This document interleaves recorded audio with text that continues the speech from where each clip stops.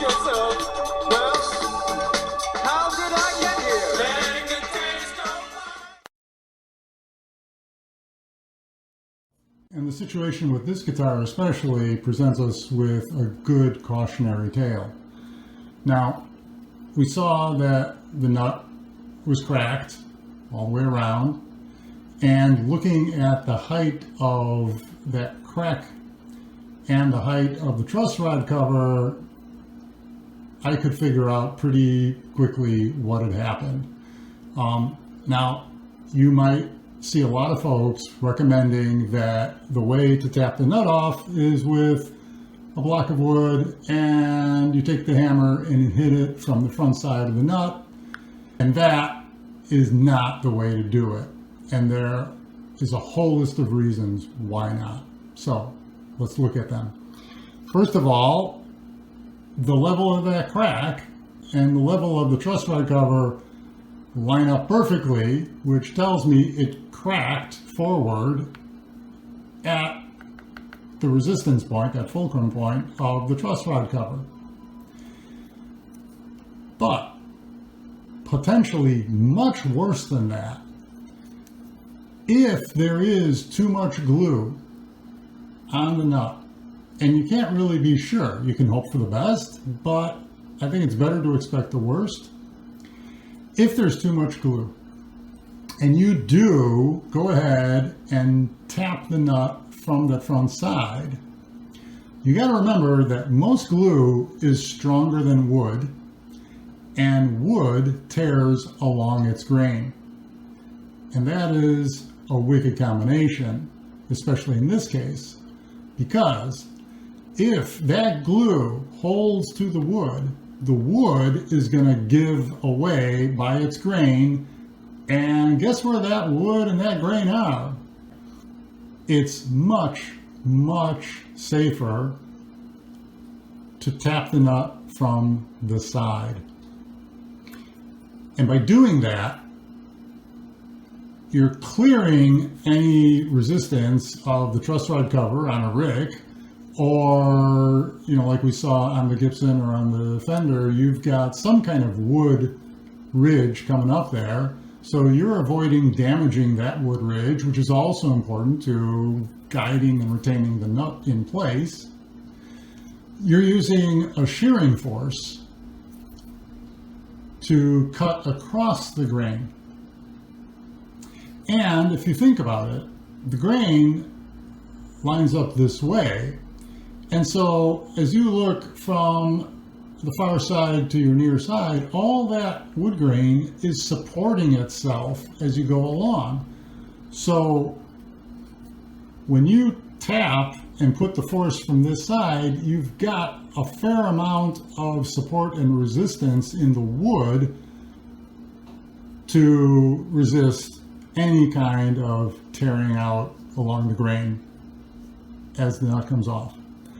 And that is simply the way to do it.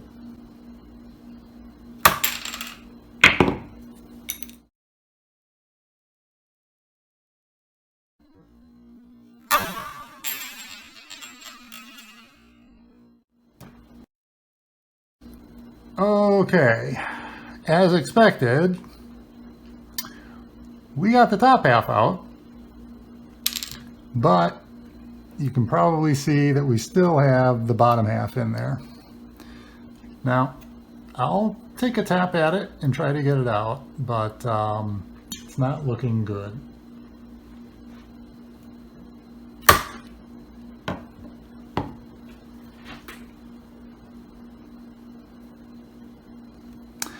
But that's not really going to go anywhere. Okay, we're going to regroup and be back in a minute.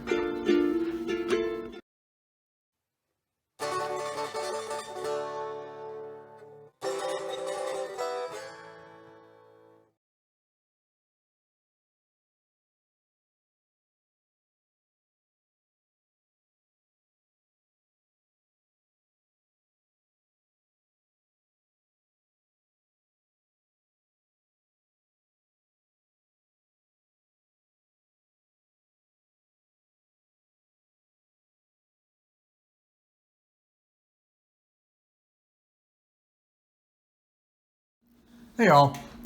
So you're probably here because you've either been following the series on replacing a nut on your guitar, in this case a Rickenbacker, and you've seen the first 2 episodes, or you're one of the unlucky few who've ended up in a similar situation with the nut cracking, breaking off, and leaving the bottom half overglued to the neck bed. Or I found a blood brother and you just love geeking out on guitar tech videos. So you know what? In any of the above, you're all welcome here. In any case, I'm going to guess that there are probably 2 questions that will come up fairly quickly. So I'm going to go ahead and answer those preemptively. First of all, this is my guitar. It's not a client guitar. It's not a job. This is my pet project. It's a 67 Rickenbacker. It's a 6-string, and I've always been a massive fan of the real deal 60s Ricks, and finally was what I thought at the time lucky enough to score one. And since then, I've got to confess I've had moments of doubt, but I'm persevering. I'm all in on saving this thing. I believe that every guitar has a future, and especially a 67 Rick. And the other question I've been getting just about replacing a nut in general, but in this case particularly, is about applying heat to either the entire nut or this remaining piece to, hope to soften up the glue and make it easier to remove. Well, that might work, but at the same time, I've got to weigh that against the fact that heating up that nut material, that heat, you're going to need to apply so much heat to that material because it is way overglued, that heat is going to transfer through the material to the wood underneath, and of course the finish on that wood. And it's very, very likely that you're going to burn the finish and possibly through down to the wood underneath it. And neither of those things is a good option. Neither one is certainly acceptable to me. I'd rather play it safe, as I've said before in the previous episode, and go ahead and cut and chip and chisel away old dry glue, because it should chip and chisel away fairly easily. I would much rather do that than have to clean up a melted mess of glue from this bed and possibly the end edge of the fingerboard, both of which need to be as clean and pristine surfaces as possible. So I'm going to go ahead and show you guys how I'm going to get this thing out without heat, the old-fashioned way. So first, let me take you through the tools that I'm going to use to do this. And I've got to say, at the start here, I've never been in this specific situation, but I've been working on guitars, repairing people's guitars for, we're going on 10 years now. And I have been in situations where I had to, remove material or deal with some things and use a variety of tools. So again, like I said, generally the principle to follow is go with your heavier tools for the rough work first, down to your finer tools for the more refined finishing work last. So that being said, my thought is, of course you want to get the nut out. That's your ultimate goal, right? But really what's holding that nut to the board is glue. So I want to get the bulk of the nut material out, and I'm not really worried about the glue yet. I actually want to get it down to the glue and then deal with the dried glue that's left. So that being said, my first thought is I'm going to try to make vertical cuts, so down this way into that nut, at least certainly 1, 2 if I can get it. This is about 1/8 of an inch nut, so it's kind of a fender style, in this case Rickenbacker, which, that's not a lot of surface area. So if I can get 2 cuts in that, I'll be happy. The idea being to try to weaken the bulk of that material as much as I can at the start. So, and of course, without getting down to, touching the wood. I just want to get some cuts in the surface and maybe halfway down, being very, very, very careful not to get down to the wood. And I'll show you a couple ideas for how to do that later. But to do that, of course, I'm going to be using a saw. So I went through my saws and grabbed some things that I think could work well. First of all, an 8 or 9 inch hobby knife is ideal. And then, you can always find these at arts and craft stores or your local hardware shop. Or, of course, you can find everything online. But you can go ahead, get yourself one of these hobby knives like this. In this case, it's more of like a razor saw. You could even use a backsaw, one of these backsaws that you can get from woodworking shops or luthier supply houses. This one cuts on the backstroke only, which can make it a lot better for careful work where you might not want a lot of cutting power going through that nut too quickly down to your neck. So that backsaw stroke could be exactly what I want for precise cutting. And worst comes to worst, a hacksaw.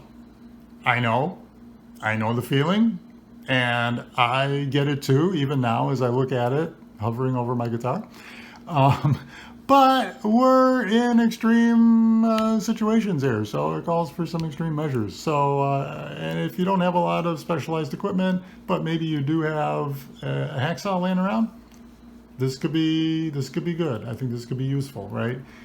Anything you use is going to be as precise and careful as you want it to be, right? You're in control. Once I've got those cuts in and I've kind of helped to weaken up that piece, then I'm going to go ahead and I'm going to try filing first. I'm going to file down the material. And I want to file down as close to the wood as I can, but again, without actually getting down to the wood.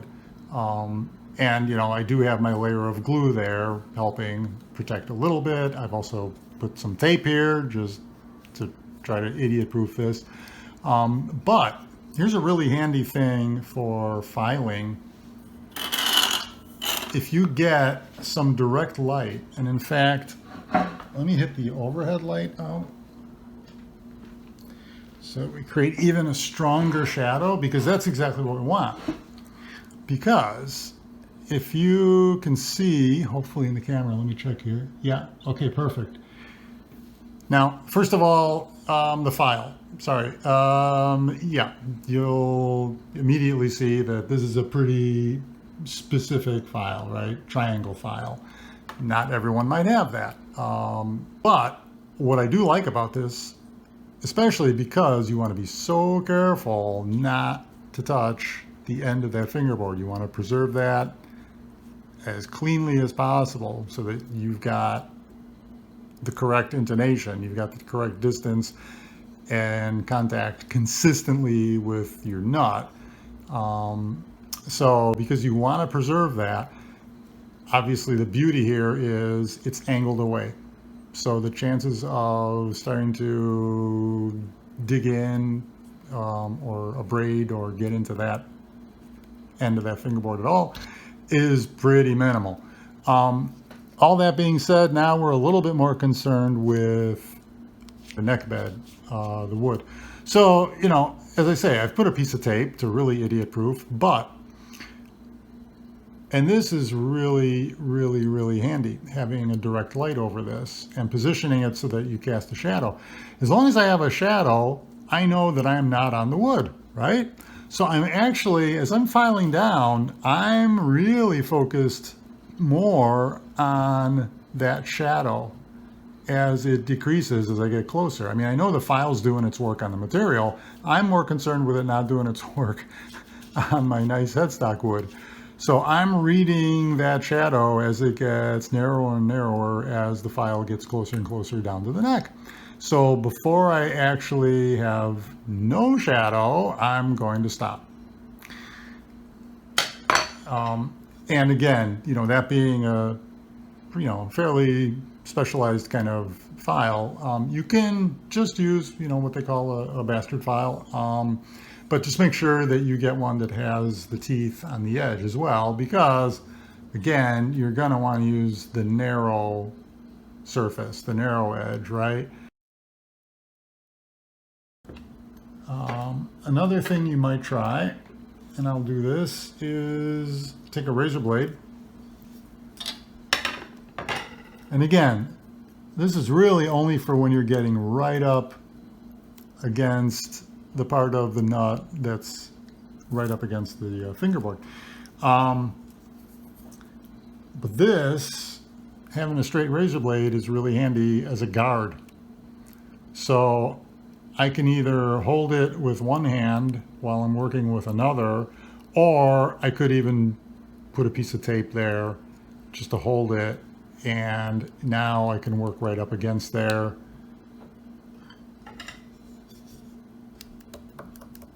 And no worries, right? And then finally, when I'm getting down to either just the micro layer of nut or the glue, then we're going to go over to a chisel. And make sure, no matter what, you always want to make sure that your chisels are well honed and sharp. And that's something worth mentioning. You don't have to run out and get really top quality chisels. I mean, top quality tools are always nice, but even some affordable economy line chisels from your local home improvement store, if you bring them home and take the time to flatten and sharpen and hone them up, they're going to serve you really, really well. And then, it's just a matter of keeping that up, because the metal does tend to be softer than a high quality chisel. And of course, with this kind of work, you're going to wear it pretty quickly. But, it's a trade-off. You either spend the time on maintenance or you spend the money on a really top quality chisel, which you're going to want to maintain anyway. So, you can make the call. Now, if you really, really, really are in this, if you're all in, you can even go ahead and get yourself some micro chisels. And I mean, this is pretty much the end of the line, but they can be really handy for exactly this kind of work where I really only want to be working that width, so that I know I don't have too much risk to any of the surface around it. So micro chisels can come in really handy. But again, I think with some prep and thinking ahead, you can get by with most of the basics. So let's jump in on first starting to try to get our cuts, and let's see if we can get this thing kind of weakened up a little bit to make things easier down the road. So I went ahead and switched phones here just before I start with the sawing stage, just so that I can travel around a little bit more easily. And I want to show you. So first of all, I've decided my weapon of choice is going to be the backsaw. And that is, again, because of that cutting on the backstroke only control and precision that I think I'm going to like better for this. Plus, the weight of it is really good with that spine helping to bear down. So it makes it a lot easier to, keep it stable, because obviously I don't have a lot of room for error here to slip. So I immediately like the weight of this thing in my hands. I like that the handle is overhead like this, again, for that downward control. The hacksaw I wasn't crazy about because it's a side handle, and that can make it pretty tricky. So you've got greater control over the blade, and you've got that precision of the back cut only. But the two things I wanted to show you here were, one, as you can see, I went ahead and I did tape a straight razor blade to the end of the fingerboard. And so, I've got a piece of tape at each side, and then I secured those with a piece of tape going all the way across from the sides over the top of the fingerboard down to the other side, just to keep that thing secure from tipping forward or wobbling around a lot. So that's pretty stable. It takes a little bit to really move it. And then here's a top tip. Of course, when you're working on something and both sides of your view are critical, as they are here, because again, I want to make very, very sure that I'm not cutting down too deeply close to that neck wood. Of course, on my side, no problem. I can see what's going on here. But on the other side, not so much, right? I've got to keep craning my head over and checking that side and then come back and then check that side. So instead, if you've got a mirror, a wall mirror, or even a hand mirror, anything you might be able to use around the house, very, very handy for setting up as close as you can against your work area on the other side. And that way, all I've got to do is cast an eye up and read my progress from here. And you can even see I went ahead and marked a line there on the tape, just to make it a lot clearer what my limit is. So now I can see both sides at once. Top tip.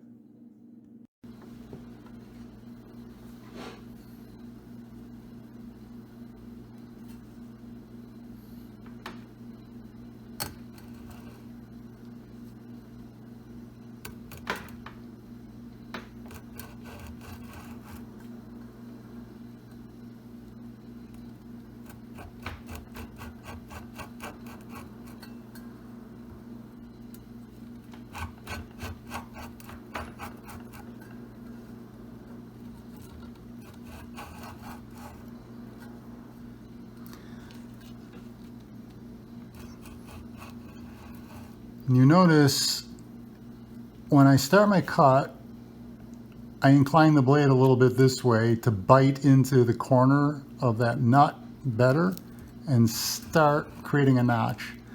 And as soon as the length of the blade is coming through and lengthening that notch for me, then I start using that to my advantage and start working into that length with the rest of the blade. So now I'm getting more of a cut all the way across the surface until I've got to the other side, and then I can go ahead and same thing there. I can kind of incline it and pull up on that corner, and then I feel like I can work into the full cut with more confidence and less chance of slipping. Okay, so now I'm ready to come in with my file and start trying to work down that material. So it can be handy to have a brush, and in fact, a toothbrush would be even handier because it helps you clear the teeth of your file, because soft material tends to gum up the file pretty quickly, get in between those teeth.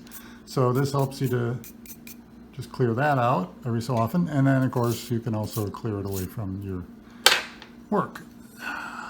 So now again, I'm just going to work along, and I want to stay as level and parallel to the surface of the neck or headstock as I can, and I'm just all eyes are on that shadow. I don't have to worry about the end of the fingerboard because I've got that razor blade taped up securely.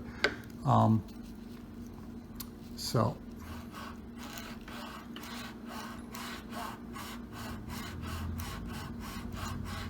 and keeping my other fingers up against this side also protects against it slipping, since it's such a narrow piece.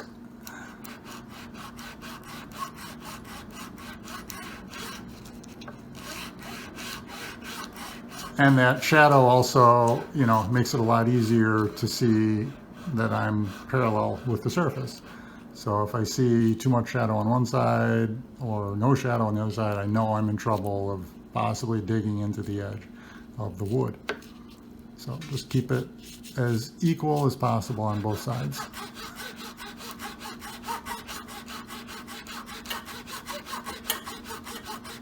At this point, I can be fairly aggressive because, again, I'm not worried about the other side as long as that razor blade is in position and not moving anywhere. And as long as I see shadow and I'm keeping fingers up against this side as a guard, I'm not at all worried. So I can kind of go to town on this. And I can even watch as I'm filing down into those cuts and use that as a gauge. And I'm pretty happy. And not surprisingly, there's a tendency to be a little bit heavier on the handle side because that's, you know, where most of the force is applied. So I kind of want to remember that other side as well and compensate the pressure a little bit. But that's the thing with any kind of work like this, filing, sawing, your hand always tends to put a little bit more pressure on the control side, right? And that's why oftentimes you're going to end up with sort of an arc path to your cuts. And that is something to just be mindful of. I'm not saying you necessarily can do a lot about it. I mean, you can try and really hone your technique. But I think the biggest thing is be mindful of it and compensate for it every so often by concentrating a little bit more on the away side.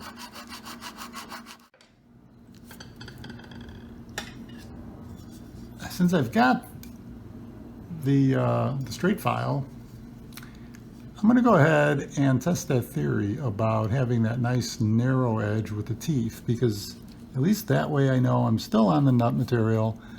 There's no chance I'm going to dig into that wood.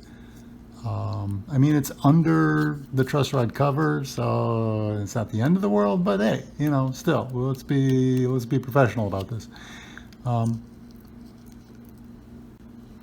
And again, oh yeah, I like that.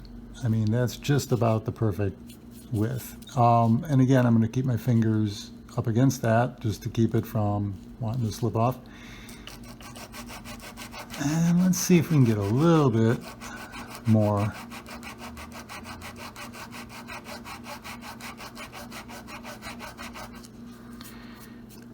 And at this point, it's good to just do short sessions, stop, check. There's absolutely no rush, and there's no reason to really have at it for too long. And then before you know it, it's too late. Okay, so up to now, we've done pretty much the brute force work. But if you've got the appropriate fail-safes, then you can see it goes pretty quickly. Now, we're down to chisel work, and that's where things get delicate. So, I said it before in part 2, but it bears repeating because I've learned so much from some incredibly kind, generous, skilled people in the time I've been doing this. If there's anything I can do to pay that forward, it's to say that skill equals learning, practice, and forethought. And not to get all Tom Bukovic about it, but I think you could apply that to just about any area of life. And it applies to each step in the process. Now, a sharp chisel, and we'll try to get this on the camera, because again, even a home improvement store budget line chisel can be sharpened to a surgically sharp edge. And a sharp chisel leaves a more even, level, smoother surface than a file or sandpaper. So right from the start, when we talk about research and learning, it's essential to learn how to sharpen and hone your chisels. So if this is a new skill for you, there are all kinds of methods for sharpening, from sandpaper and glass cleaner to silica-based stones to diamond sharpening plates. And it's worth spending the time to learn about each one and compare them so you can pick your poison. And I mean, that's just one reason I can spend entire days watching Paul Sellers videos. Once you've learned about sharpening, then practice on scrap wood, or even mock up the work you're going to do and simulate the same conditions. So like, for example, here, you can glue a piece of thin scrap wood to a bigger one with CA or super glue. And you can practice on that so you have a much better idea how things will react before you touch your precious guitar. Anyway, you always want to work in toward the piece, not away towards the outside edges. And that way you always have the support of the material against your chisel. If you work towards the outside edges, there's nothing supporting the wood, especially closer to the outside edge, right? So there's a huge chance of tearing wood off as you get closer and closer to the edge. So you want to work in, and in this case, we'll work in from one side toward the center, and then we'll switch over and we'll work in from the other side to the center. And you always want to work diagonal to the grain. So I don't know if the camera picks up the grain, but the grain, is pretty much running in line with the, with the neck and the headstock. So it's easy enough to read. You want to work diagonally to it. And that helps avoid the edge of your blade catching and digging into the grain at the grain lines. So then you want to work in short progressive strokes, right? So you're working in short strokes and you're kind of working your way along from one end toward the middle, and then you'll come over here and you'll work from that end toward the middle. And when we talk about forethought, here, for example, I went ahead and I removed the tape that I was using to protect the surface from when I was sawing and filing away. Because now, with the chisel, I want to keep my chisel as low and pretty much, flat, even to the surface as possible. And again, that's to avoid, any risk of the edge of the blade digging in and catching some grain, digging into the wood.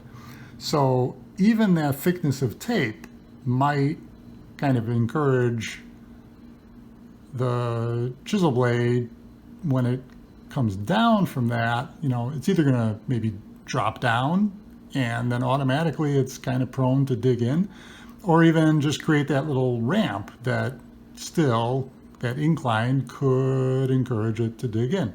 So I want to work flat against the surface, and it's really important, I think, here to remember, I don't want to sort of lift out the material, right? I'm not trying to pry it up.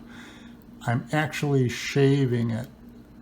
So you can see, actually I went and I did take a chance and put some light cuts along the top surface. Again, just to help separate that into smaller pieces that should shave away more quickly and easily. So I'm shaving away, and that's another reason why I wanted to get as much material out and down close to the surface. So I'm shaving away, and you know, going back to the forethought again, that's because if I did try to kind of get, you know, the edge of the blade at the seam there and kind of try to pry it up, you got to remember that that glue is stuck to both the nut, but also the neck or, you know, headstock wood under it. And remember what we said about glue and wood. So there's a big risk if you try to sort of pull up or pry up, there's a big risk of tearing up some bits of neck wood with the glue when you do that. So you want to be shaving from the top down. You don't want to be trying to kind of, you know, really sort of pry up or you know, necessarily chip away, unless you really feel it's dry and brittle, and you can do that safely. You just don't want to be pulling up at all and risk, you know, tear out. All right, so as you can see, I changed the point of view of the camera. I was thinking maybe that'll give you sort of my perspective, you know, my point of view as I'm attacking the material. And if nothing else, it gives you a little bit of a break from always watching from the same angle. So here we go. We're going to start, like I said, again, shaving from the top and working our way down till we're right against the wood surface.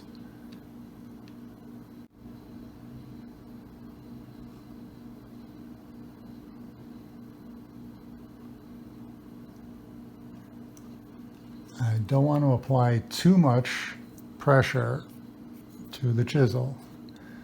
I want the chisel to do most of the work, right? If it's sharp enough, it should do that. Even though this nut material is a little tougher than wood.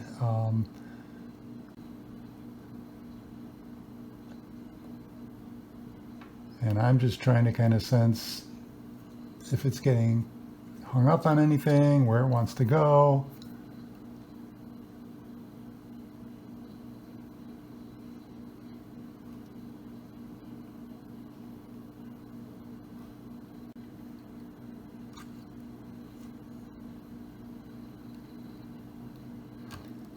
And of course here, where the truss rods are, I don't have to worry too much because there's no wood there.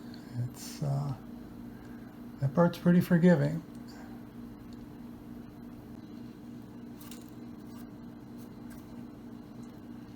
And we're finally starting to break through down to some wood.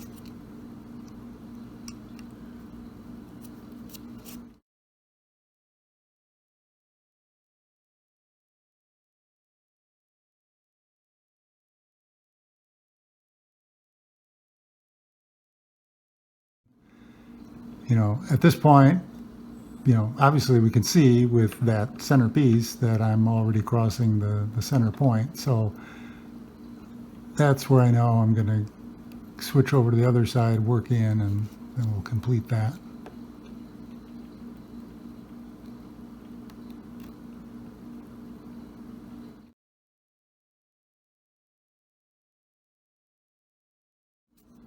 Let's see what I can do with that with the micro chisel, and then we'll switch over to the other side, and then finally we'll work our way down along the fingerboard edge.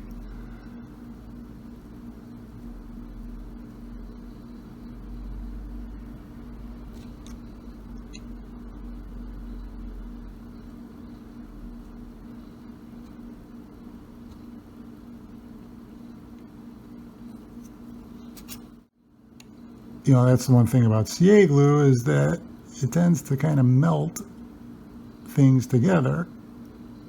And I think that's one way that it sticks so well, is that it sort of melds them together.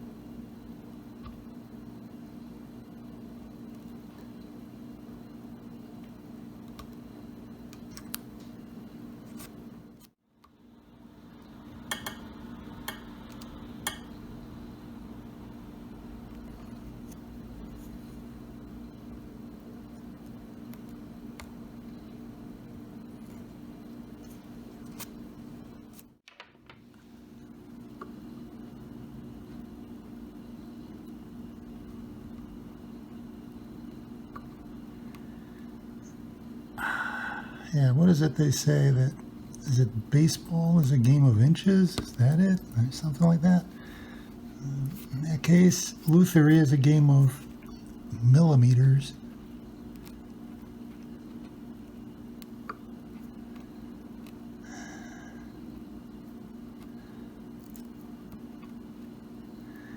If you could even call this luthery anymore.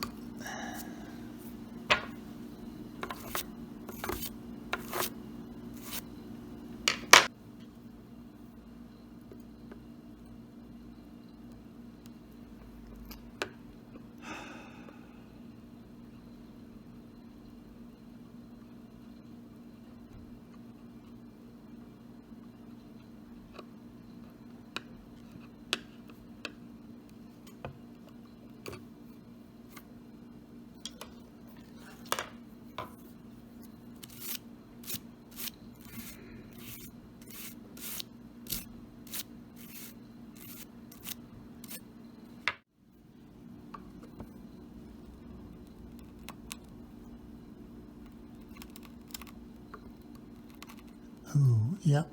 I think I just felt a big release on that one. Yep. Okay, good. Nice. All right. That got us pretty far. Finally just decided to give up under the imposed will of my surgically sharpened chisel.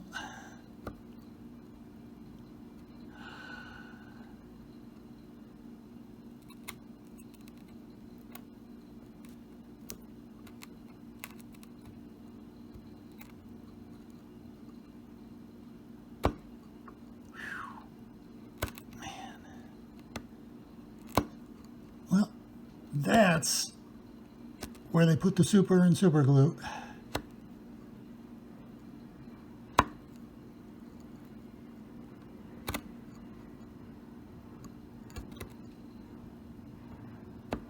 Ooh, that was a big one. Yeah. Oh, I like that. Should be able to see that pocket that just opened up right there. That's what I would like. That's what I would like along the entire length.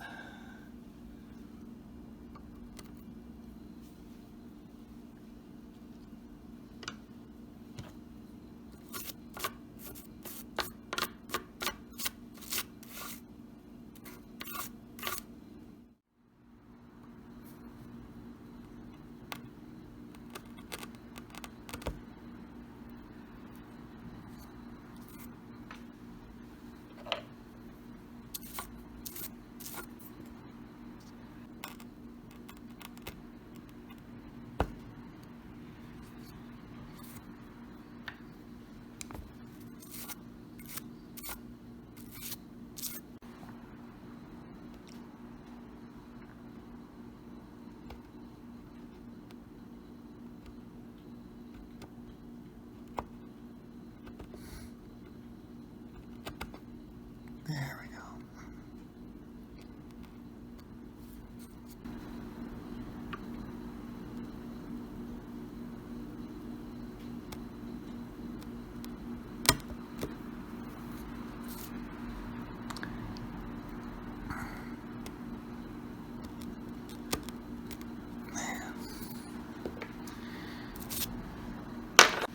And we'll go back to the wider blade, because I'm a little concerned with digging in to an area that's too narrow and kind of creating any troughs or anything here. I'd rather keep a really consistent surface.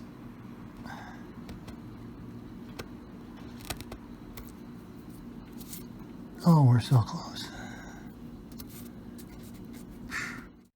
I still like to get as much of that ridge right there as I can before I do that.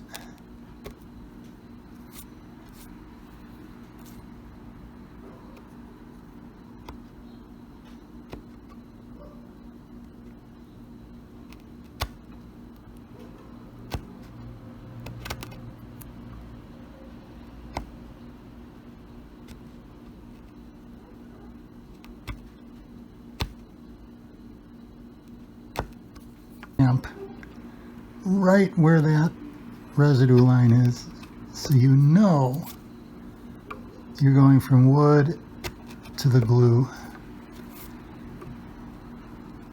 So that's also a good check, is without actually scraping, just slide the chisel along the surface and just be really mindful of the feeling, and you'll feel any slight irregularity, and definitely right there.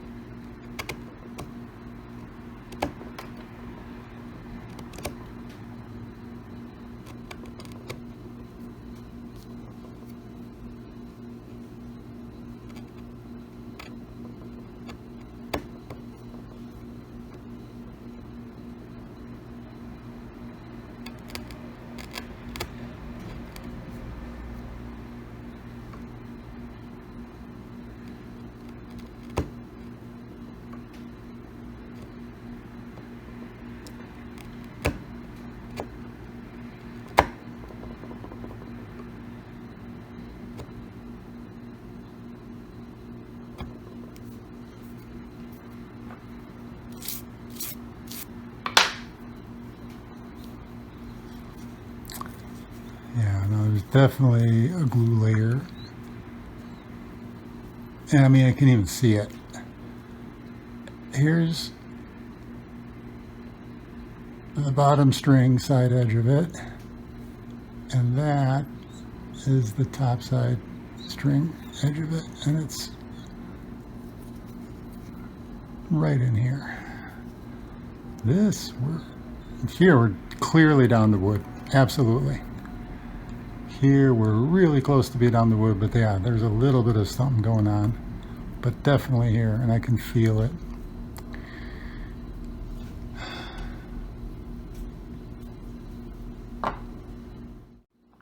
Yeah, the camera angle works a little bit better for me working here anyway. I mean, to my finger, that feels really, really, really clean, pretty clean.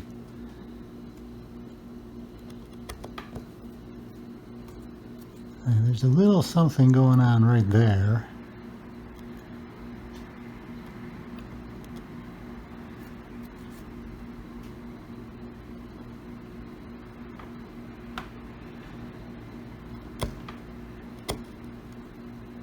And there's still glue.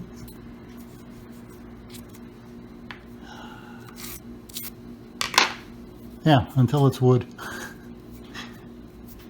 And of course that's when you stop, but I'd like to not get to that point.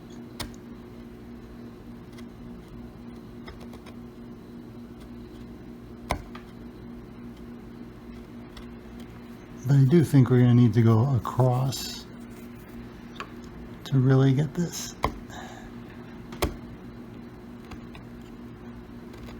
I just think working down like this is better for that little ramp of glue as you get to the last bottom half of the edge of the fingerboard down to the bed. I'm afraid if you go from the side, it's always going to push your blade out on that same angle. And at least here I can really dig down into it.